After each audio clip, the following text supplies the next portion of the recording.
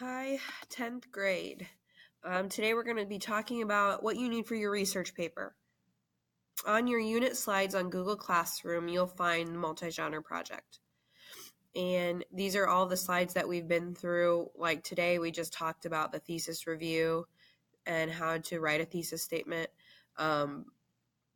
Tomorrow, you will be able to start your research paper. Or if you want to read your book, that's fine too. But regardless, these are the things that you need to know for your research paper. So we're going to go over that right now. Most days I put down the day that we're doing this, like day 4, we talked about the thesis statement.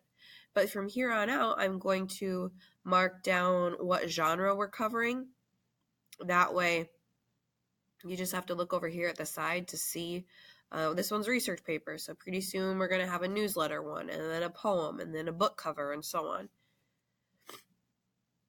And my nose is really stuffy. I apologize. Whenever I breathe in, my nose does this.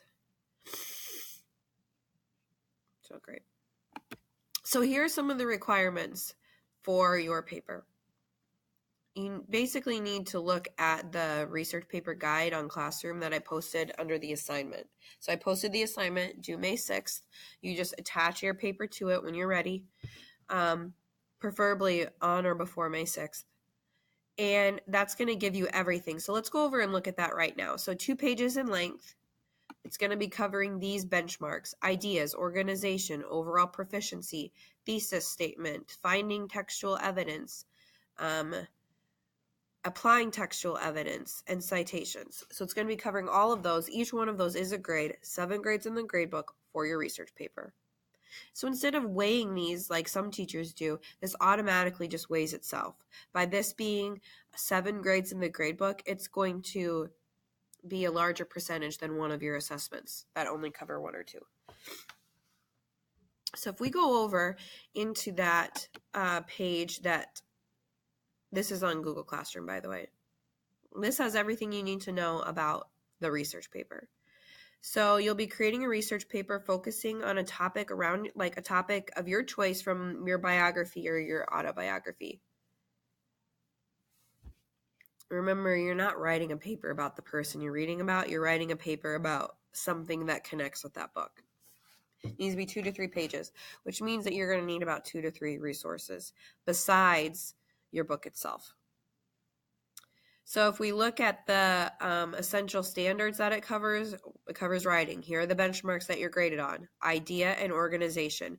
And this goes and tells you what those look like for a grade. If you want a 1, you will write, you don't have any main idea of your paper.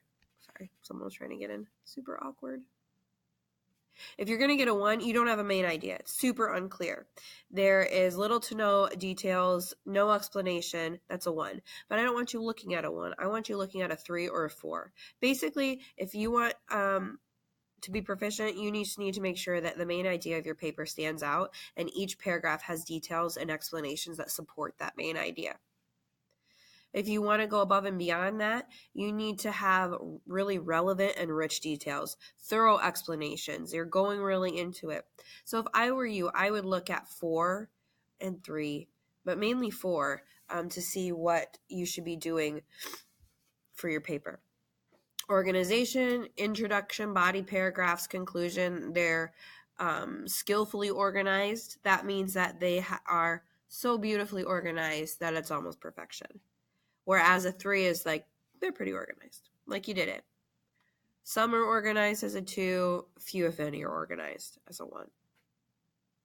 Thesis statement, I mean, you guys can go through and read all of these, but what I'm trying to point out is that there's no hiding here. You're going to be looked at on every single one of these, assessed on every single one of these, and you have the opportunity here to get a 4 on all of them. So, I do want to talk about grammar a little bit, though. If you want a 4 and show thorough understanding for grammar, you need to have no errors. Just straight up no errors if you want a 4. That means that you have a ton of people reading it over. You are using commas and coordinating conjunctions appropriately. You are using semicolons appropriately. You have everything capitalized. Everything has a period. All the sentences are actual sentences. That's important. If you want a 3, 3 or less errors in the correct usage of this benchmark. Contains many errors for a 2, contains so many errors for a 1 that it just doesn't make sense anymore. Like, I can barely read through it. And if you just like straight up, it's so awful that I simply can't read through it. If everything is one giant sentence, then you're going to have a 0 for that. There's no evidence of that standard. Sorry. So I just wanted to talk about that really quickly before we move on. If you guys have any questions about this, please let me know. But all this information is right here.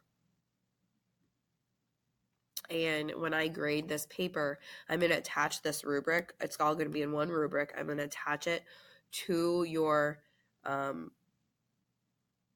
paper, and it will just submit it electronically like it does sometimes. So you don't have to worry about printing this off, turning this in, printing off your paper. It's all going to be electronic. And that's going to be for every single genre, by the way. So if we go back here, let's start talking about citations.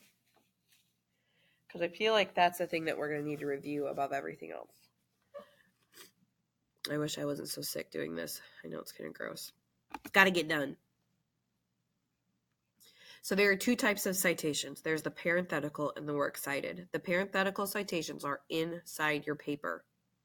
That's when you are writing and you are putting a quote in, you have one right after.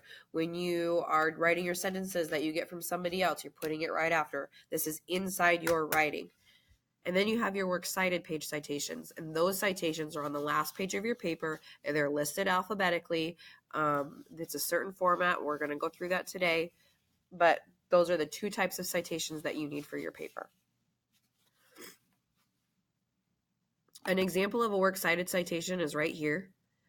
You'll notice it has the hanging indent, which means that everything underneath that first line is indented. It has the article title, the website, the URL, and the access date. Sometimes you need more than that. If there's an author, you need to put that in there. If it doesn't have an author, no big deal. Don't forget that MLA citations have become a lot more flexible. So depending upon what the website has, that's what you put in. You don't need to go crazy searching for things if they're just not in there. And then, if this will scroll, it's stuck. Go. All right, here we go. Really, why isn't that going? Oh, it's because of the last one. Okay. When you look at your parenthetical citations, you need them for each of these 3 things. A quote, you do that all the time. When you paraphrase, that's when you take about 2 sentences or so, and you're switching it to 2 sentences in your own words. Not just 2 sentences, but you're taking a few sentences, switching it up, your own words. And then when you summarize, you're taking a large piece and you're dwindling it down to the main points. So I read an entire article, and let's say can I move myself? Boop. Yep. You're taking you're reading over an article and you're writing a paragraph about it. You're taking something large, dwindling it down. But this is when oh my gosh, go. This is where you need, where do you put the citations then? With a quote, you just do it right in after the quote. You guys practice this all the time. I'm going to teach you what to put in there, like we've done this before. And when you paraphrase, it just, wherever you end the paraphrasing, it goes in that last sentence, and same with summary. Wherever you end that summary, it goes in that last sentence and inside the sentence. I'll put myself back down here now. All right. So now that you have that background information, let's actually start our works cited page.